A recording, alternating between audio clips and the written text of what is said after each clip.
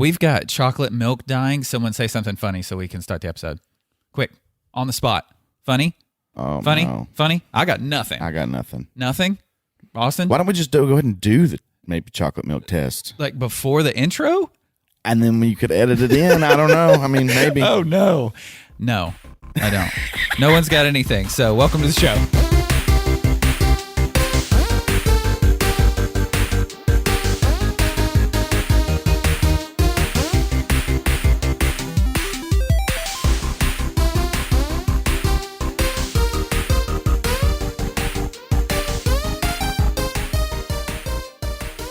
Hey, everybody. I'm Dane Holland, and can you hear me now? I'm Austin Shazam Pfeiffer, and this is a test. I'm Marcus, the Grimdark Skylark, known as I'm Electric Man. I'm Austin Tiny Zent, and my phone disappointed me.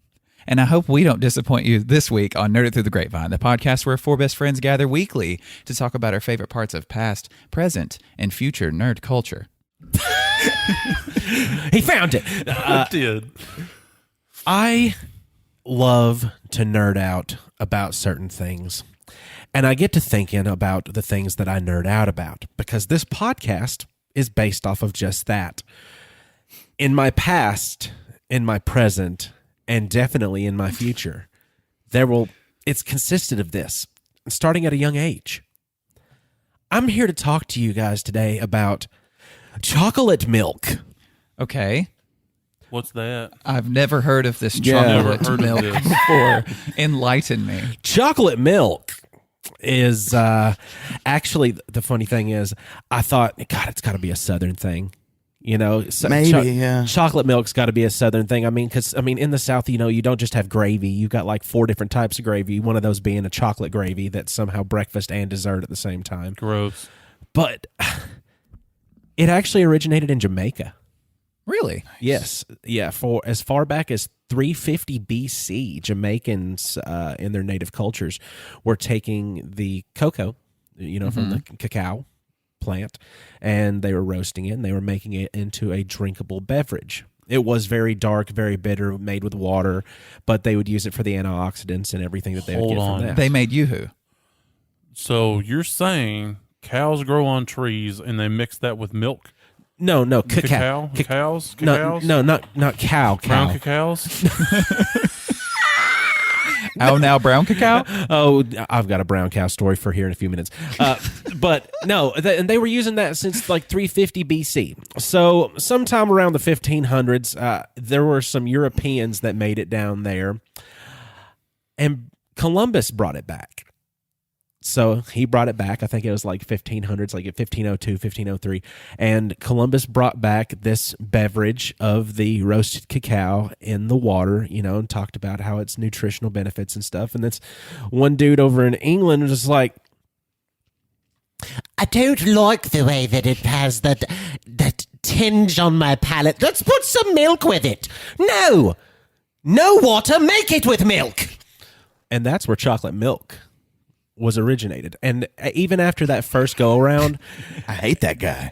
Even He invented chocolate milk? yeah, it doesn't have a great so in its conception, chocolate milk, even the sweetener put in it, because he also thought that even though milk would have a slight sweetness to it, he said he wanted the chocolate to not be as bitter, so he put more sugar with it to try to balance it out, and therefore chocolate milk became. Right, because we got to think, chocolate's really old, or cacao is really old, and so there's probably a lot of it that is just bitter, when did it become sweet, Yep, and a dessert kind of delicacy. And you've got your varying differences on your darkness and your richness of your chocolate milk, and also the consistency of what it's made with. And today on Nerd It Through the Grapevine, we're going to sample some to figure out what locally available in our area chocolate milks hit the hardest. Is there scotch in these? Or There's no scotch in these chocolate milks. It's worth asking. Scotchlet milk. Scotchlet milk. Oh, help.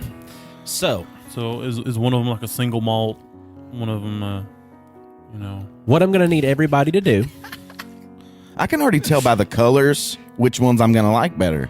Well, We've got also, if you want to, everybody has a phone. If you want to pull out a note or anything and just jot down like how you want to rank them, these are going to be 1 through 5, and I'm going to let you know after you try them which ones they are. Okay. And we need to talk like we're doing a wine sampling. We need to talk about our feelings about it. Like when we tried Scotch, was it Scotch? Yeah. We tried? Yeah. Yes. Yeah. Now we're going to have to keep it quick, but these are chocolate milks we're talking about here. Are there some kind of criteria that must be followed, like officially? Not Like necessarily. when you taste wine, you look at legs and Not the nose necessarily. Now you're going to have your smoothness. You're going to have your richness. You're going to have your creaminess. You're going to have, is it gritty? Is it smooth? You're going to have all that God factoring help in. you if I get a gritty one. Hey, by God, they exist somewhere. But that's why I excluded the Nesquik double chocolate because I was like, "Ooh, that'll get somebody." And then I tried a little bit of it, and it was just like sandpaper chocolate. I didn't like that at all. It was awful. They All have right. like a fudge sundae flavor of chocolate milk, and it's actually What? good. It's actually good. I would imagine so. They also had the coffee milk available in there one of a- these brands. So good. Is there a dark chocolate milk? All right. That would be awesome. Darker. So what we're going to get going here with, I need everybody to have a sample of number 1. Okay. Gimme. Give me my sample of number 1. Got us on? In the end, do we get to guess what we think is each brand, or is it just a blind tasting to see which one we like more? This is a blind tasting! Okay, he's away from the mic, so he gets to speak through everyone's. This one has. Where's mine? This one's got decent legs. They kind of layer when you swirl. This one almost looks slimy in a like way. it. I don't like this one. I don't like number. Marcus I don't doesn't know. like I don't this know. one. It looks kind of good It's from got the a top. Good, it's got a good nose. I'm going to need everybody to go ahead and try their Am I supposed to sample. dip my nose in it? No, you smell it. Okay. Okay. I like it. I like it because it's not too chocolate to me. I love me some white milk, and this isn't too chocolatey because sometimes it's just a blast of sugar chocolate. Yeah, it's the aftertaste. Mm-hmm. The chocolates comes after the milk. It's not very cloying. It's almost like if you put it's like if you put a little bit of Hershey's syrup in some 2% and shook it up Yeah. to me, like Yeah. as opposed to a lot. So, yeah, Mhm. the texture of the milk isn't my favorite. No No, texture, meaning well, just the consistency. You know, Okay. I like when it's chocolate milk. I can go for thicker milk. you want know? thick. Yeah. See, Yeah. I'm probably I knew I was going to be the odd one out and be the thin fan because I like a Yeah. thin chocolate milk because I don't want it. I don't know. I don't want it to taste like melted ice cream. I do. I see. That's what a lot of people Yeah. prefer. Oh, yeah. Yes, melted And- ice cream, please. Yeah. All right. I mean, that one wasn't bad, but I feel like there's probably better out there. Yeah. Like, I'd be happy with drinking that. Number 1 is a product from a line of dairy products. They also make their own milk, cheese, ice cream, juices, and teas. Wait, are And you about teas? to tell us which one it is? Nope. Okay, I was about to say, do that at the we end. just get information Okay, from that. okay. Okay, gotcha. How many are we trying? 5. So- Oh, so There I are may 5. need to make notes. yeah, for sure. but That was number 1. I can't. You said tea? This is number 2. Note searching. I got it. I'm not searching. I'm putting notes. Okay. Who makes tea I'm and putting chocolate milk? number 1. Thinner. They make other things like tea. Because I think that's going to be an important part of that information. This one has thicker legs. We are number 2. Yeah, I'm much more with this one. Are you already? This one, Like you can without taste even- chocolate and milk from the first time it touches your lips. Yeah, this is unequivocally better. Yeah. Yeah. You can taste the chocolate up front and in the back. I think that's why number Still 1 a is bit on the my- thin side. Number 1 is my number 1 so far. This will be my number 2. I bet there are going to be some that I like less than this. This one claims blank chocolate milk has a thick, creamy texture with a delicious chocolate taste. Always prepared with the best quality Canadian milk. Canadian? This is from Canada. Yes. The milk is Canadian. Is the chocolate Canadian? On to number 3. Okay. Number Is there ham 2. in that? Canadian. Is this Canadian ham chocolate milk? Does that mean it's made with water since Canadian bacon is made with ham? So that one was a little thicker. Gotcha. I wonder how many listeners like agree with me and like a thinner, not as chocolatey. Hopefully chocolate milk. none of Probably them. none, because that's closer to Yoo-Hoo territory, which we just found that Yoo-Hoo predates chocolate milk. Yeah, pretty technically, much, because because it's chocolate water. Because if they had ever sweetened that concoction they made down there, then it would have became Yoo-Hoo. They never sweetened it though. I feel like you line these up in a thickness like situation, because this is thicker than both 1 and 2, correct? Yeah, I think so. We'll see. I think he went from like worst to best because they keep getting better every time I try one. I like this I'm one. at a 3-2-1. I think prefer number 2. I just like the chocolate in it better. This one, I don't know. It's the aftertaste though. The chocolate That's to me real tastes good. more fake in this one than the second one. I think Yeah. the second one had a more realistic, not as chalky, I guess, chocolate taste. Huh. This one's really good though. I still say number 2. Go on. Tell me about this brand without telling me who it is. Is it possible? For over 100 years, this brand has been delighting Southern families with our wholesome milk, world-famous ice cream, and our approach remains the same since the beginning. Oh, I know think who that one's going to is. give that one away. Yeah, that one's Mayfield. Maybe. No early guesses, because Here comes number 4. something that doesn't even show the brand very clearly and just yells chocolate milk with a cow texture behind it. That one's probably it, right? That one probably screams, we make ice cream too. Oh, this was like a thick boy. Oh, I think that's my least. I think number 3 was my least favorite so far. Okay. What about okay? that's like Speak on that. It's very thick, Like it's still there but- afterwards. I don't know. The chocolate's not as good. No, I don't think. It's still good. I like all of them. I like them all. I could drink all of them. this one's got a strange bite to it. yet again better than the last one, substantially better. Ugh. I don't think I like the back of that. There's something in the back of it. Foamy. Something in the back of it. I know. I kind of like the bubbliness. You like to feel it later? Yeah, sometimes I want my beverages to hurt me. That's why I drink spicy I feel like this water. one's trying to suffocate me. Like this one's trying to leave enough in my throat that I'm not going to be able to breathe afterwards. Like Yeah. if I cough later, chocolate cough is what I'm going to get. Yes. That can only be good. Is that a good thing? That's what everybody wants? Since Yes. 1987, around here, we don't just produce the best tasting dairy products in all the land. We produce them sustainably, preserving the purity and all natural goodness inside every bottle. On to number 5. The fifth This and one's final. mystifying. Number 4 is a mystery still to me. The milk is a mystery. You never want the milk to be a mystery, ever. See, that was thick. That was a thick chocolatey burp because of number 4. Number 4 Whoa. took me the longest to drink. Me too. Ugh. Well, don't like now, this one. oh my gosh, I don't I like think this you- one. I feel like I'm gonna throw up. Like, just looking at it. Ugh. This one has. He poured us some hefty shots of this. Yeah, he did. These are shooters. These aren't shots. That one tastes like a melted fudge sickle, but not in a good way. No, like it's been melted in boiling Yeah, water. Yeah, like you stuck. yeah, like them fudge sickle popsicles. You melt that boy, and that's what you're drinking. Ew. Yeah, I you hate can it. taste- I can even taste the wood stick in it. Yes. Why's the wood stick in it? That's terrible. Oh, This is a melted fudgesicle. I'm I not mean, gonna. I No, still I drank like it, Even but- the wood melted. I Yeah. like a fudge sickle.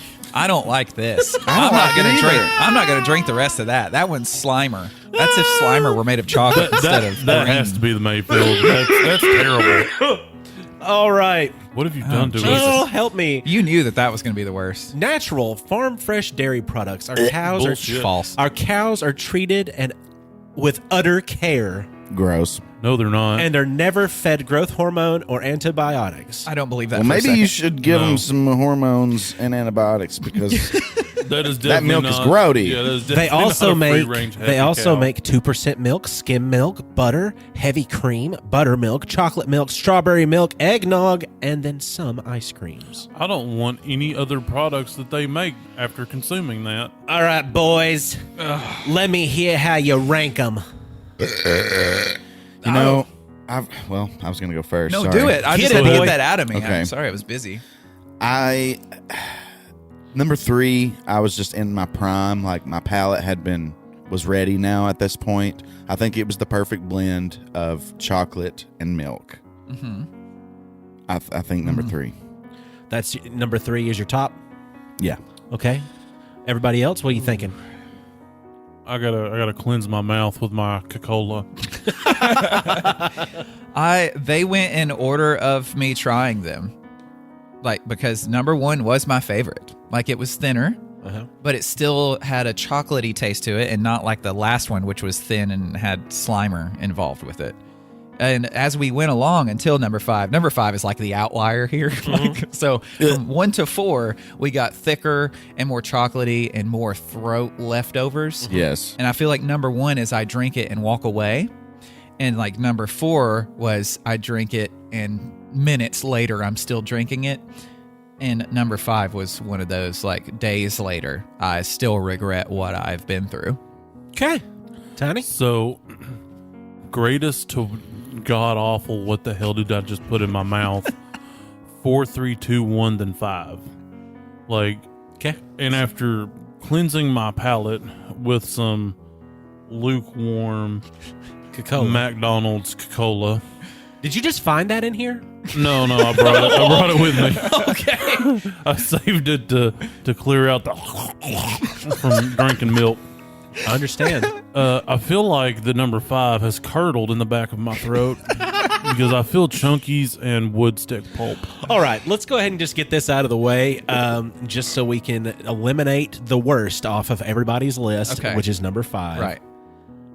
Sunrise Farms is locally grown and raised in Crossville, Tennessee. Really? Yes. Well, I'm burning that town to the ground. That's upsetting because you would think.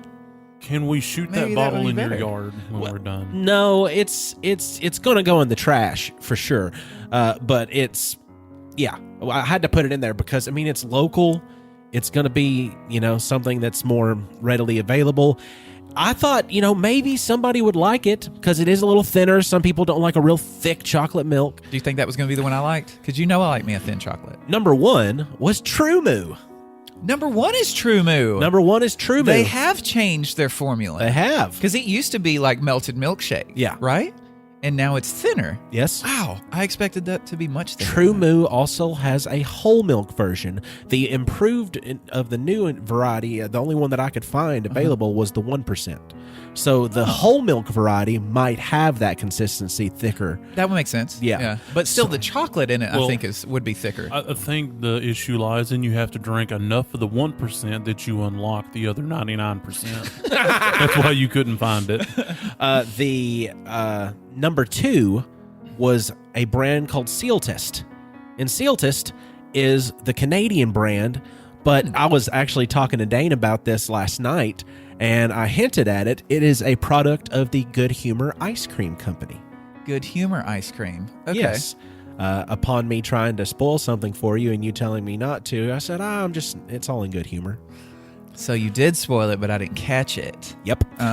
So yeah, it's basically like, people that make all the have you seen my truck? The one that has that nice whistle that get the kids to come around and da da da da da da da da da da. You know what I'm talking about? Is The that ice a cream Family truck. I Guy have joke? no idea Yeah, what you're it's- talking about. No, Seal I Tip. thought you was trying to Good Humor like, ice cream seduce trucks. me. The people that bring around the ice cream and the ice cream trucks, that's Good Humor brand.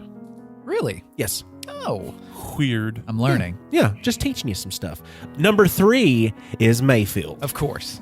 Southern Southern ice cream. And you know what?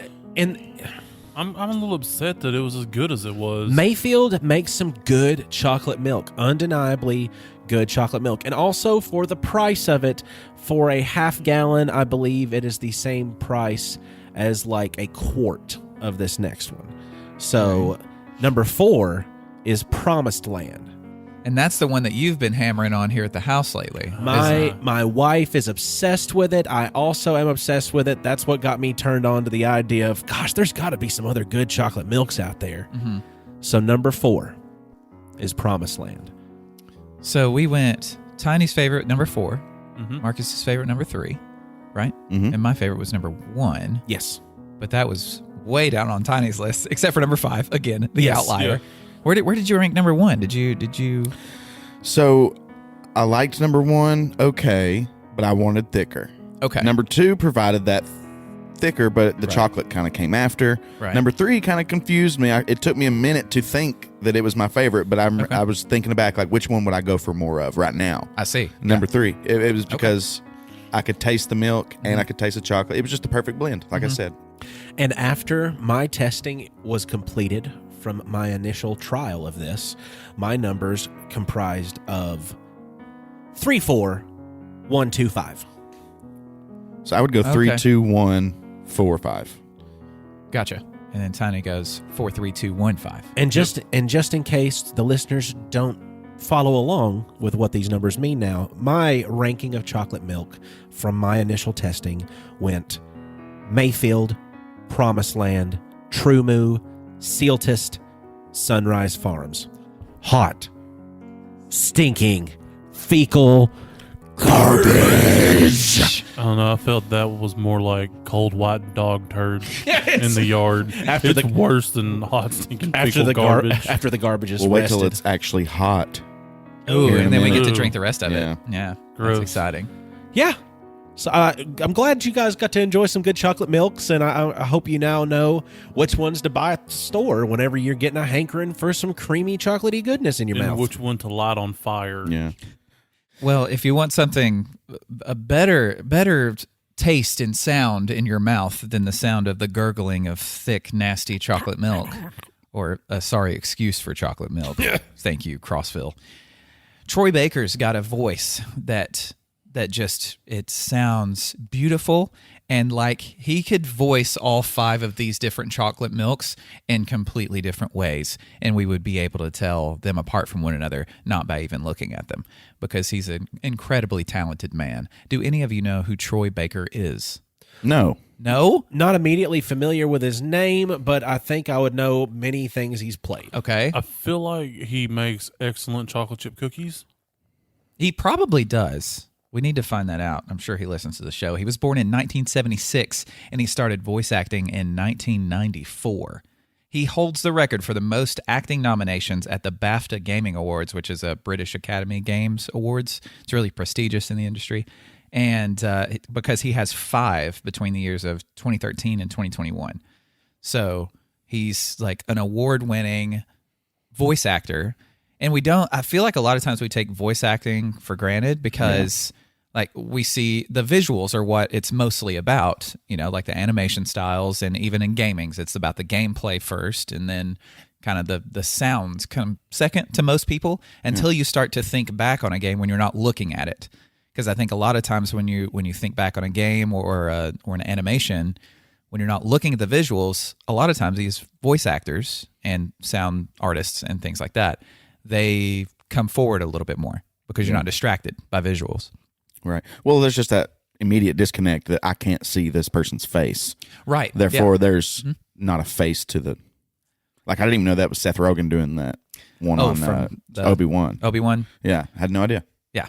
But he's a very recognizable voice, so I Yes. should have, Well, that's what's amazing about Troy Baker is he can disguise his voice in so many different ways Right. that sometimes you have no idea that he is actually it.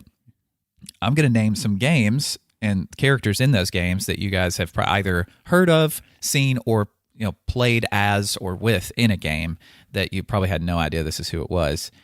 Joel in The Last of Us 1 and 2, so the main guy in that one. Okay. That was an award-winning performance as Joel, which they're going to be making, or they have already filmed, I believe, the Last of Us TV show, or working on it, where Pedro Pascal is going to be Joel, which he's going to kill it, I bet, because he's just wonderful. Yeah. But it is going to be odd for a lot of people who have associated the sound of Troy Baker with Joel, the Right. character, with Pedro. Like it'd Maybe just he'll be pull it so off, different. though. I bet he The will. accent. I bet he will. Because he's kind of a Southern accent, right? Yes. Joel. Yeah. Yeah. And also with this character of Joel, Troy had the little dots on the motion capture thing that they do now with a lot of games and animation, because your boy with Andy Serkis. Andy Serkis does a lot of that, as well as whenever Benedict Cumberbatch did it for Smaug. Like there's a famous thing, the way he looks, to where he's crawling on the ground and looking all crazy and weird while he's speaking, and it's getting him into that like role of a dragon. So Troy does that kind of stuff as well, and you can see that when there's some behind the scenes stuff for some of these games he makes. But that's probably his most known role as of late, like because of the success of The Last of Us. He also played Booker DeWitt in the BioShock Infinite game, and Sam Drake in the Uncharted #4 and the Lost Legacy. Who's Sam Drake? Sam Drake, I believe, is the brother of Nathan Drake. Okay. I think. I haven't played any of those past the first game, but it's another well-known role of his for fans, especially of the series and of Troy in general. Pagan Min from the Far Cry franchise, which I haven't played that, but it's another role that a lot of people know him from. Riss in Tales from the Borderlands is an award-winning voice for that, another game I haven't played. Yeah, I don't know anything about that one. Yeah, but it was good enough to win an award. And Talion from the Middle-earth, Shadow of Mordor, and Shadow of War. I know you know that one. Yes. Like, so he played and that was the main character, right? I believe. Yeah. So he voiced that character throughout all those games. That one was also an award-winning role. And Revolver Ocelot in Metal Gear Solid 5, The Phantom Pain. These are just ones from games that I know a lot of people recognize, because there were some others that like he's got just an insane list of roles that he's done. Yeah. These are just the ones from at least games that a lot of us would recognize. So you said the one from Shadow of Mordor won an award? Yes, it did.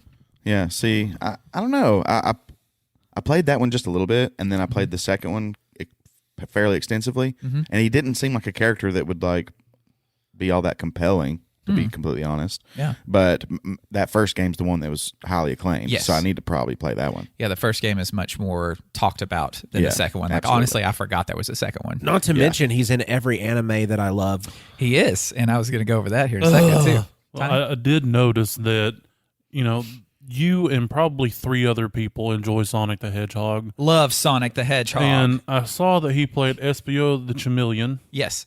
So I just wanted to throw that out there.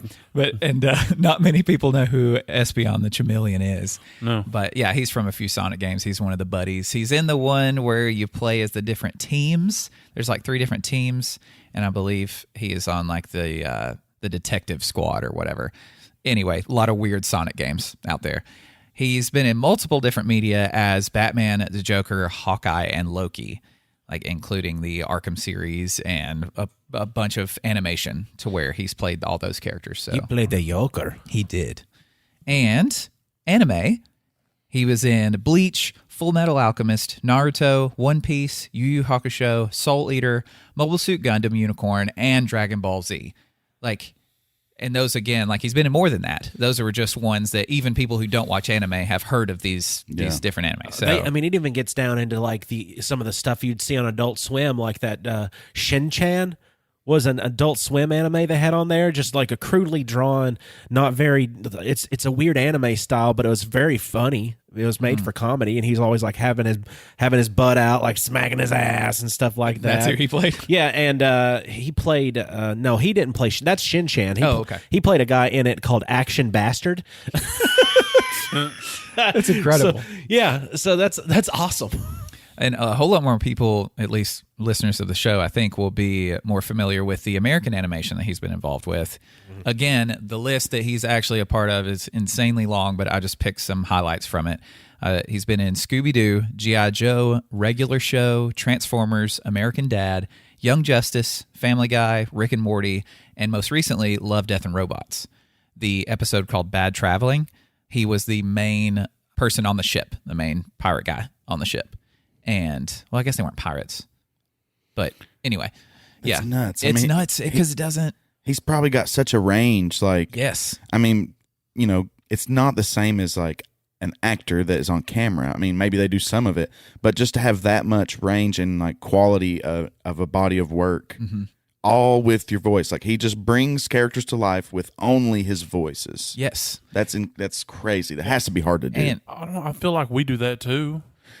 not to that degree though. I mean, we got some we can't work. just Don't sit we, here though? and. We do have. Of course, we like to play around. Sure, we like to play around, but we can't put ourselves on this level. Titanic 2 in space. But we never voice Mom's acted Toy those. Story. We never voice acted them. We just made them up in our We heads. need to. I did. I wish Yeah. Maybe we will one day. We'll give our shot at it, but we Patreon. can't expect to be on this guy's level yeah. in our first few tries. the most highly sought after voice actor ever. And he, like you mentioned, he's not an on-screen actor. It's a voice actor, so it is different. And in some ways, it can be a lot harder for multiple roles because on an on-screen actor, you change how you look. Like your character can look completely not like you at all, and you can still you can use your same-ish voice and get away with it because you look so different than you would normally. But with animation, it's just a voice. It's not a person you're seeing. It is a digital representation of it. And I don't know. I think it takes more work to separate yourself from other roles when it comes to voice acting in that sense. Because if you've got the same, like if Seth Rogen voiced, characters in video games, you'd know it was Seth Rogen in every role that he was in. But somebody like Troy Baker that can mask his voice in so many different ways, so many different accents. Well, and too. he's not as famous as like Seth Rogen either. Exactly. Yeah. And It probably isn't his circles. Yeah, but know. that just you just proved my point. yeah, exactly. He In has his circles, but, right? Seth yeah, Rogen doesn't have Rogen's more circles. nationally Yeah. And known. just to let you boys in on a little bit of secret here, to succeed in a Hollywood acting role as opposed to succeed in a voice acting role, the saturation of people trying to be a Hollywood actor as compared to somebody that's trying to be a Hollywood voice actor, you're going up against 100 times more odds as a voice actor due to saturation on the market. And the fact that he's got so much cred behind his name, for all the different roles that he's played in a market that is so heavily saturated. and awards that he's won. Exactly. Because it's way hard, because I looked into being a voice actor at one point because I was like, oh man, I love doing voices. That'd be so fun. And God bless, there's some way better voice actors than me out there. When you think about how some people can just do impressions, like they wield their voice in such strange ways. Right. Think of a beatboxer even. Yeah. That's Oh, yeah. so hard to do. Like there's just so many different talents that you could have. Yeah. When you can close your eyes and witness a talent of someone, that's impressive. Right. Like, it's very impressive. I mean, I do impressions. You want to hear one? Sure. You want to hear my Please. impression of Jim Carrey? Oh, no. Do I? Do you? Yeah, I do. He's a crazy person. That's a really good impression, Tiny. Yeah. Oh. Do you want to hear my impression of Elton John? Maybe. He's an excellent pianist. Okay. What do you think I was going to say? I don't know. You never know. You never know. The wild card, baby. Now, beyond that, he's also done something that Austin and I have been messing around with Grape Flavored Gaming, which is a Let's Play YouTube channel, to where he and another voice actor who has been in many famous roles, this other guy plays Nathan Drake in the Uncharted series, which is the main character, and his name is Nolan North. So Nolan and Troy are best buddies, and they're in a lot of games together, because when one of them gets hired on, they can kind of be like, hey, come over here, be in this with me. And then you get to, with one name, with just Troy Baker being in your game, you have an all-star voice cast, just by having him. But then when he gets his best buddy in there with him, and Nolan North, they're both incredible, especially together. But they had a show called Retro Replay. It lasted for 2 years. They both played retro games, I think all the way up to maybe the PS1 or so. And they just sit on a couch and play games together. And they have it's not like a lot of Let's Plays who are just watching the gameplay and listening to the people speak, which a lot of times is more like a podcast, just with something, a lot of times it's about the game. But sometimes it's not. Sometimes they just get into conversation about life or their careers and things like that. But getting to see them even voicing over some of the characters in these games they're playing, just making up voices for the characters, you're getting a professional performance that's a joke. And that's awesome. As a viewer, to see professional work done as a joke, that's fun. It's purely for entertainment. And that was a really cool show. They split ways on it. Just both of them had different ideas direction-wise of the show. They're still, great buddies. They just don't do this show together anymore. And I think Troy still does it, but he has some other people that join him. I haven't seen it since they had split apart from it. But Troy Baker, if you're watching something animated and you get to the cast list at the end of it when the credits roll, you may see his name on somebody that played a big role in whatever it is you're seeing, because he's the man. He's also going to do the voice of the animations for our podcast when we have those. Just Oh, absolutely. you know, I mean, I don't mean to spoil that for people that wasn't in the know, but I just couldn't keep it to myself. I don't think- even want to spoil it for him. I think that Troy would probably be able to voice all of us and be able to have the conversation seemingly like just they're all there at the same time. Yeah, there'd be no crosstalk for sure, because it's just him. Yep. But if there was, ooh, Just as epic as Tony Baker, we have. I have done some intense Google research over the past couple of weeks. Excellent. On the Pennsylvania Dutch Pow Wow. Now, you may be sitting there thinking, well, that just sounds stupid and boring, but it's really not. It's actually fascinating and not stupid at all. So to first understand what I'm talking about, you have to know what the Pennsylvania Dutch are or who they are. yeah. I assumed going into this that they were Amish and Mennonites, but that's not the case. They are a group of people that came to the U.S. in the 18th and 19th century from the Germanic regions, Germany and the little surrounding countries. They settled here, and basically the German language was what they communicated in, which became bastardized and became known as Dutch. So that's who they are. Their religion it's kind of varied. They can be part of the Anabaptist Church, which is your Amish and Mennonites, but they can also be Lutheran and Reformed Lutheran and Catholic and just all these different kinds of things. And inside of that community, you have what is known as the Pow Wow, or I'm really going to butcher this. No, just think about Dwight Schrute from The Office, how he says all of his stuff. That's how you got to pronounce it. The Brocherai. That sounds good to me. Yeah. They do traditional folk medicine. Okay. So think, Voodoo magic. yeah, kind of, But it's hoodoo magic. But it's like Christian-based folk magic. It's a very Like weird and snakes? strange thing.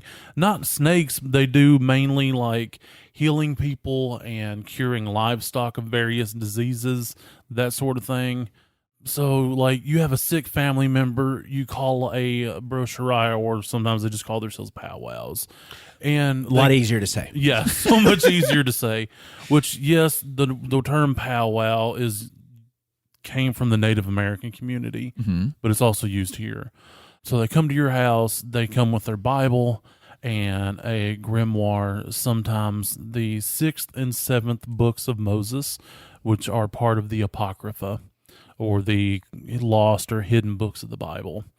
And the 6th and 7th books of Moses contains spells and they left that out? chants and seals Incantations. and incantations and sigils and all these things for healing and protection.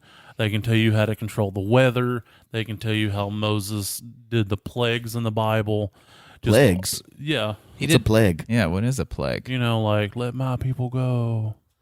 Plague, Sorry. plague my people go. Like, I was just making fun of the way you Israelites and pronounce Egyptians. plague. whatever. Anyway, shut up, Marcus. So you can read this book and apparently do all these things. And it's a very deep topic, so I'm just kind of hitting some high points here. And driving around in the southern region of the United States and up around the Pennsylvania area, you ever notice the quilts that are on the front of the barns? Yeah, I've noticed. yeah. Yes, noticed barn quilts. Quilt trail Yeah. or whatever. Well, that's also part of Pow Wow. Some of it is just people like, oh, I want this thing on the front of my barn. But it originated with the Pennsylvania Dutch Pow Wow. They were called hex signs. A lot of times you'll see them circular with several pointed stars. A lot of times 6, but sometimes even more points. That's where that originated, and that marked the land of somebody who was in the Pow Wow. Cool. And they were also used. There's several different kinds. Some kinds were also used on barns that contained livestock to protect the livestock from various sicknesses and diseases. Gotcha. Okay. So it was more than just like a signal of like, hey, I'm a part of this thing. If you're a part of this thing, you're welcome here. Yeah. And also, it Yeah. protected It, the it was the kind cows. of it was kind of like you read about a long time ago, like witch signs. Yeah. It's kind of how it started. It was like, hey, one lives here, and then they're like, hey, we can put this on your thing, and it'll protect your stuff. Brochure eyes sound freaking metal. Yeah. Like, Well- I think Pennsylvania Dutch, I think of Dwight Schrute and all this, like, like all of this almost semi-Amish kind of stuff. But then you think of, like, the brochure eye coming around, like, he might as well have a hood and a wizard's robe because he's carrying around like 6 different books. But the way you summon them is you set one of them fucking blankets on fire, then all of a sudden, just like in a swirl of flames, out pops the brochure eye. Yeah. I mean, I would love that to be true, but I want to know what's actually true because, like, I wonder how. Like, would you call it more of like a pastoral kind of magic, maybe? No, like it's literally it's akin to faith healing. So, Okay, but it's like very small acts of healing and stuff. I mean, I'm just saying, like, how deep does the magic supposed to flow? Like, I'm wondering where it came from. Like, surely they brought it over from where they're actually from to here, and then some of the traditions survive and then change over time. Yeah, like they brought their own traditional medicine with them, and then they learned stuff from the people that were here, the Native Americans, and so on and so forth, And then make and up made their own this stuff. amalgamation of folk magic. So it's kind of like granny magic. it's all that folklore. just kind of rolled together. I get it. I guess I'm looking for more details. Like, I want to know how Well, the I magic mean- system works. Right, yeah. You know what I mean? For that, you're going to have to do your own intense YouTube searching. we got to go find a quilt on a barn and go say hello. Well, and does like Door. demonology factor into it? Is it anything like that? Not from I know what that. I've seen. Okay, that's It's more of a- mainly like healing stuff. Yeah. So it's not like get the devil out of the cows. It's Right. more like they're sick. We need to make them feel better. So we've got some Call it like on a spells. nature spirit Yeah, kind kinda, of yeah. from God. Well, Like a nature angel. A lot of the Yeah. stuff that Yeah, they believe nature in as angel. well, though, you're going to be looking into, more Germanic roots, just like Tiny had talked about the Yule lads Yeah. and a lot of different stuff like that. That's That- more Scandinavian. Scandinavian. Right? Yeah. Well, the Pennsylvania Dutch Pow Wow and Pennsylvania Dutch do contain Scandinavian people. Yeah. It's a big area that Yeah. they originally come from. Right, I right. just didn't name them all because there's a lot. There's Some too of them many, are yeah. impronounceable. It does sound. It sounds really. It sounds like a common Southern folklore kind of thing too, though. Yeah. Like it doesn't sound, because I'm sure for some people that's like way out there, Yeah. like crazy way out there kind of stuff. But for I don't know, people born like in the Appalachia kind of area, Yeah.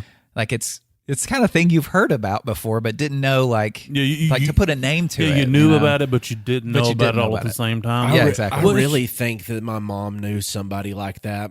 I really think she did, and I feel like it's somewhere in my brain. Like I can, like there's somewhere in a sick childhood fog that this person has appeared.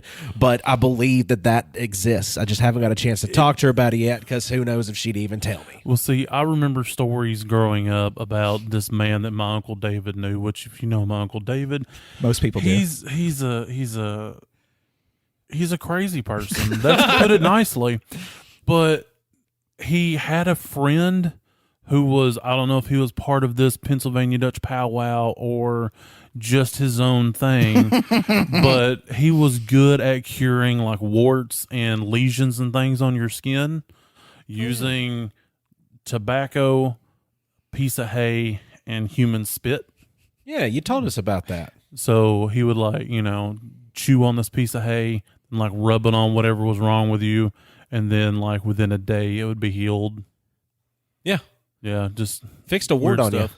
I know this much. Anytime I pass a barn, I look at said barn every time now. Look at their quilt thing and to see if they've got the hex signs on the sides of the barns. Yeah. I'm going to take more notice to barn me quilts too. now. Oh yeah, definitely. Like I've not seen any of the round hex signs on the sides of the barns here yet. But I'm sure there is one. I've seen a round one on the front of a barn, but not on the side. And if any of you listeners drive by one of these things and you're not driving the vehicle because it's dangerous to use your cell phone while you're driving, take a picture of it and send it to us so we can Yes. see it and find out where it is, so that way we can add it to our Pow Wow collection. And we can interview the brochure that lives there. Oh my dang. gosh. that'd And be find awesome. out more about the Pow Wow It's so than I good. can tell you. Can you do your trick where you set something on fire and come up out of the smoke? Yeah. What kind of Or did blanket we do just have to invent burn that to get entire you? detail? What if I didn't invent that detail, and it's just something that I knew. Well, that's how we got to do it. We got to interview them and be like, well, listen, we were thinking more like fire imagery. Are you cool with that? Yeah, I mean, I think you just need to update your culture, for like our modern fantasy sci-fi podcast. Yeah. I just It's a really Grapevine Pow Wow. I really need to know how many times you've been summoned through the flames. I want to know how many times you've come forth through the fiery inferno to greet those that lie on the other side. Tell me, Brossery Eye, tell me. And I feel like when we look at them, we'll be like, I thought there'd be more cloaks. It turns out it's just some old granny who really thought the quilt was pretty. Adam, I'm calling the police. Where are your magics, Granny? Where are they? Chanting in a circle, and she's just sitting there with her big jaw in her mouth, just like, what the hell's going on with these guys? Oh, these guys are crazy. I definitely like the more grimdark, well, how do you say it, brochure Yes. idea. So obviously I would want them to be, more metal, like you said also. But no, that brings me to, like, why does grimdark appeal to people like me? I mean, because you've kind of hit on some of the topics, it's because it's kind of, well, let's just talk about what grimdark is for people who may you not might know. want to start Yeah. there. So it's basically like a type of fiction that has like a darker tone. It's it shies away from tropes of like acts of heroism, saving the day. In Grimdark, the world can't really be saved. It's just bleak, and like there's not really much an individual can do to change the nature of the world. So the heroes, we're used to our heroes being kind of more idealistic, and like they have these ideals that they live by, but that just doesn't really happen in Grimdark. In Grimdark, the characters are much more morally gray, morally dubious. They're much more self-centered and maybe even self-destructive, just generally unpleasant. It's like a product of the environment because like everything around them is hopeless, so they become part of that. Right. Right. Well, and in the 80s is kind of like, I guess you would call it more of a heyday of kind of more of traditional heroic kind of comics. But then in the late 80s and early 90s, you start to kind of see this grimdark expansion, and people kind of wanting to do away with this idea, hope and heroes, that's for babies, like we want Spawn, like we want Todd McFarlane. Yeah, I love that Todd McFarlane. That Granny Magic and Todd McFarlane don't go good together. I don't know. No, or do they go great together? Yeah, right. Well, and they do in mine. They might. But yeah, so I mean, I guess it's hard to kind of peg something as grimdark or not. I mean, it's a subgenre. So with any kind of subgenre, there's an argument to be said that it's not grimdark or that it is. But generally, another rule of grimdark is that there's not really a happy ending. The world is broken, and there's just no fixing that. Most stories present like a problem for the characters to solve, but Grimdark doesn't really present solutions to these things. But the characters can still have goals. They just don't have like these solutions that will solve some bad part about humanity. It kind of sounds akin to cosmic horror. Well, it uses a lot of cosmic horror. There's like a Grimdark, subgenre of that. well, it just uses cosmic horror tropes. Ah, gotcha. So like, like I guess H.P. Lovecraft could be considered grimdark, or like maybe an early version of grimdark or something like. So I wonder if like a dystopic fantasy would be an overarching kind of thing that this would fall under. Yeah. Because I feel like that's a more popular, like dystopic fantasy is something that isn't always grimdark because sometimes there are sometimes solutions. there is hope and hope. right. But Happy this ending, this maybe. is the shadowy version of that, to where it's like you're not going to find the Yeah, light. it's just you're a looking for more here. Yeah. pessimistic outlook, Right. From Gotcha. from the author, or at least the themes of the story, Right. So number 3 rule would be like the gray morality I talked about. So morality of actions don't really matter to the characters. Doing bad things may make them feel bad, but it won't stop them from doing it. Gotcha. Instead of morality, the characters usually kind of operate on like a more of a whatever drives them. It's all about what they want. Well, and survival too, like in a lot of Survival, these things. absolutely, yeah. And so they can be, like anything, they can be plot driven, theme driven, or character driven. But yeah, so it uses elements of cosmic horror, hopelessness, terror, like authoritarianism, like you said, like these dystopic or maybe post apocalyptic settings. Right. Yeah. There's one that I watched not too long ago called Vivarium, and it's with Jesse Eisenberg and Imogen Poots. They are this couple. They're looking for cheap housing, and they go into this neighborhood. And once they get into this neighborhood, like the salesman's like the really odd. He was originally kind of odd, but they're like, okay, we need to try this out. It seems too good to be true. They get into this neighborhood. There's no escape from this neighborhood because once they get into this neighborhood, they realize that like something is wrong. So it goes through several different like progressions in that neighborhood of different stuff, and like they get a baby. The baby ages within like a few months, like to a full grown adult. But there's no escape from the place. Like Jesse Eisenberg's character tries to dig a tunnel to escape because he keeps finding different layers of dirt and sediment. Then he's like, okay, I'm going to get to the real world, and he never escapes. No one escapes. So it's just the whole time, the whole story's like hopeless feeling, and then you get these kind of little spurts of like, well, maybe something can. Nope, But then not really. because it throws another curveball. Like everything is designed to just screw you over here. You got no hope. So it sounds to me like a darker version of the movie Holes.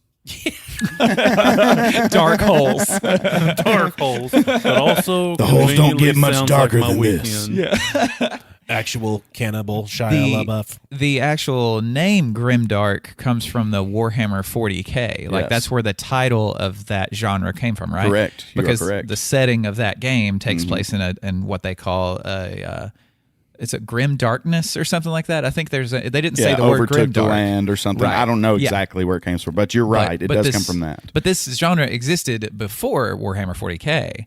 But the name, like that, bringing a name to it, I Right. guess. Well, the trend, yeah, because like I said, in the 80s and the 90s, the trend was to kind of go darker.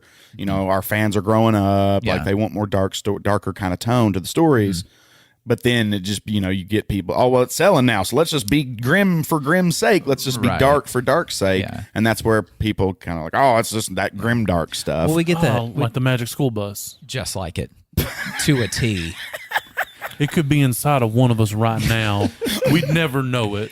Well, God, this is actually kind of one of my big three topics. I had to kind of introduce Grimdark because I wanted to talk about just bad character. Like I somehow can just believe a character written to be a piece of crap more so than I can believe nowadays in these more idealistic Dudley Do-Right heroes. Right. And I'm, the superhero genre is doing fine. It's not that it's not appealing to people, but for me, I personally am more drawn to like a Billy Butcher, which has grimdark elements to The Boys, which just started their third season, and it's really good so far. And they're But it's making a like- movie. Really? Yeah, I saw it at the... Is saw a Carl preview Urban going to at be in the- it? I don't know. I've not even He seen better the be. show. He better be in I it. just saw the, Well, you the should. trailer at the movies last night. But you can see in how they do The Boys, how, I mean, like they've completely subverted it into where the bad guys in a traditional heroic story are kind of the good guys. They're the ones that we are following, but they're trash people. Like they're like Billy Butcher himself is just a terrible person, and he acknowledges it. He's like, I'm an arsehole. But and also in that world, I mean, like the protagonists are trying to change this world where these basically just evil and morally ambiguous superheroes get away with whatever they do. They're owned by this huge corporation, and nobody can do anything about it. Nobody can touch them legally. They're trying to get to a point where they can actually hold these people accountable for the crimes they commit, but nobody can really change the outcome.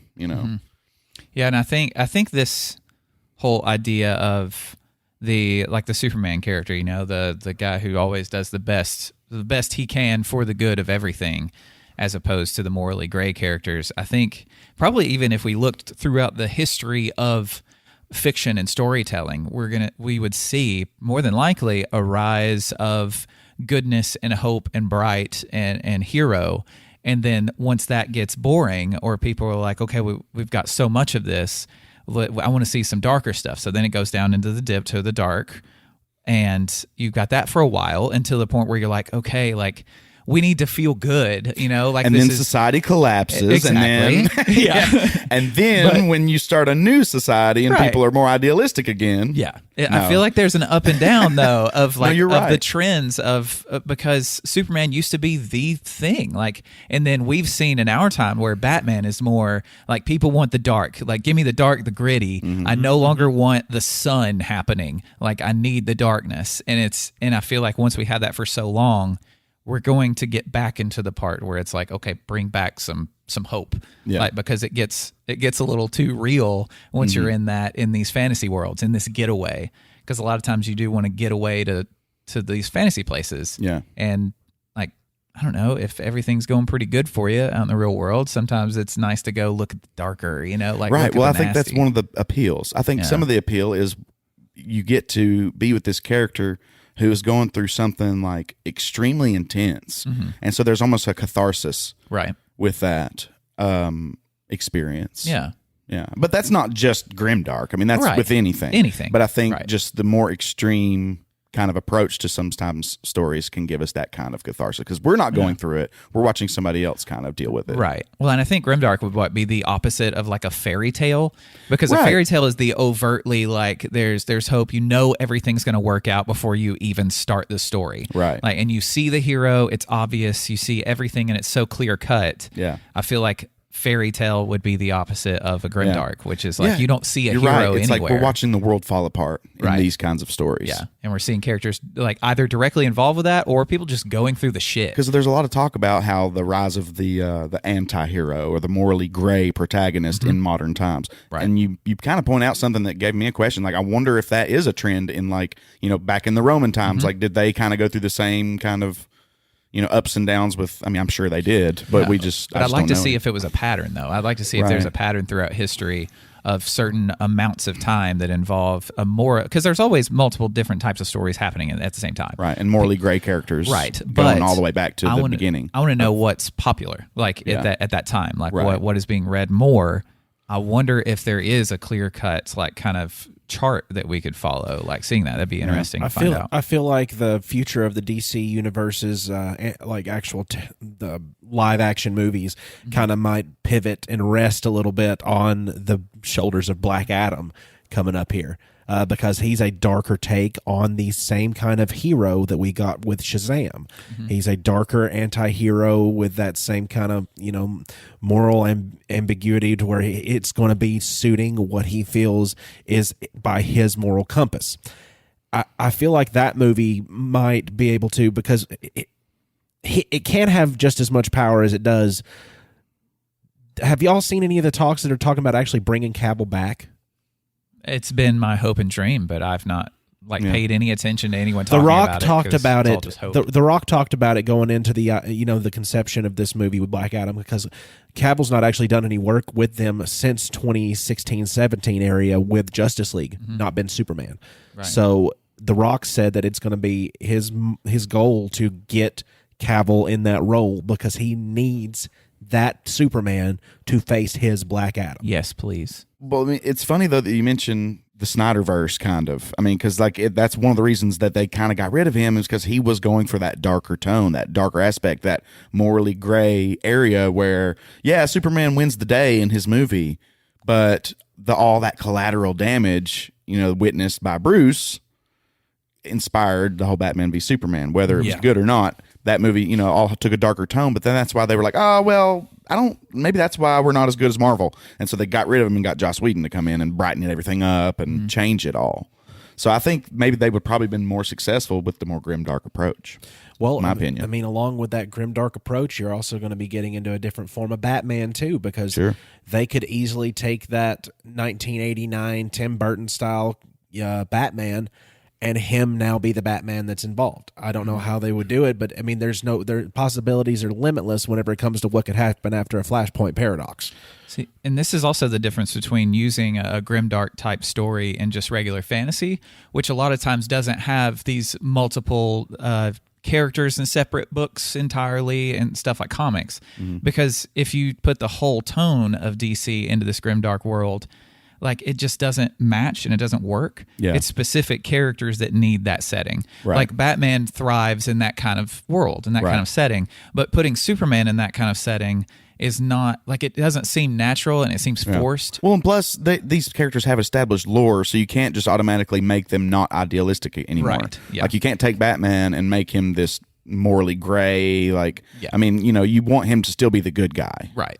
Yeah. So I see why you can't completely go that way. Yeah, that's why Grimdark's not going to be something you see often in a mainline comic industry like DC and Marvel. But if Like you get the Punisher, into, though, I mean, Constantine. right, but he still exists in a non Grimdark world. Like it's a character that would match a Grimdark story. Right. But the world surrounding them isn't like like there is no hope surrounding because it's them. connected to the wider DC universe. Exactly. Right. Yeah, there's a connection there that you can't really go full Grimdark because you know the world Right. it's set in. Right, but he kind of goes through the more of the underground crime scenes. Right. And Much so he's, closer. Yeah, much closer to that. Just like Batman being, I mean, you've got Metropolis on one end and then you've got Gotham on the other. Right. Like it's going to be the same, I think, throughout most things like comics. But if you get an industry like, if you get a company like Image Comics to where the writers own their stories and they exist in their own little worlds, then you can go, wherever you want to. So I'm sure there are plenty of dystopic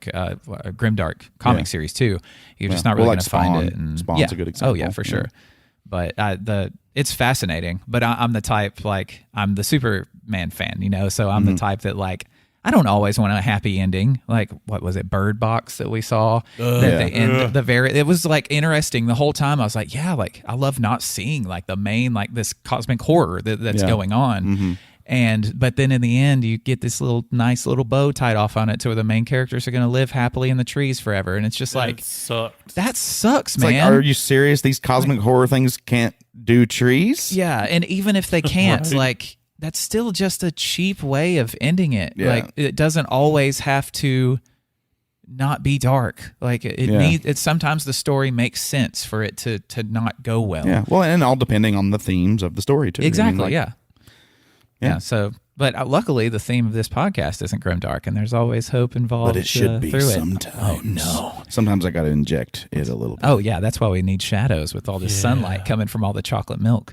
Blech. Thank you for enjoying chocolate milk with us this week on Nerd It Through the Grapevine. Whether you're listening to us on iTunes or Spotify or CastBox or Good Pods, listen to us on Good Pods. It's a really cool app to listen to indie podcasts for sure. And you can rate us on pretty much all those things with 5 stars, including a little description on why you love us or why you hate us, as long as there's 5 stars there. And then you can take $5 and put it towards a t-shirt or a coffee mug or a fanny pack or something on Teespring, and that link's in the description, so you can put us on your bodies and wear us about town and gallivant. And while you're on the promenade, if you'd like to take a sip of a delicious chocolate milk beverage, let us know which one you like the best out of our list we discussed today.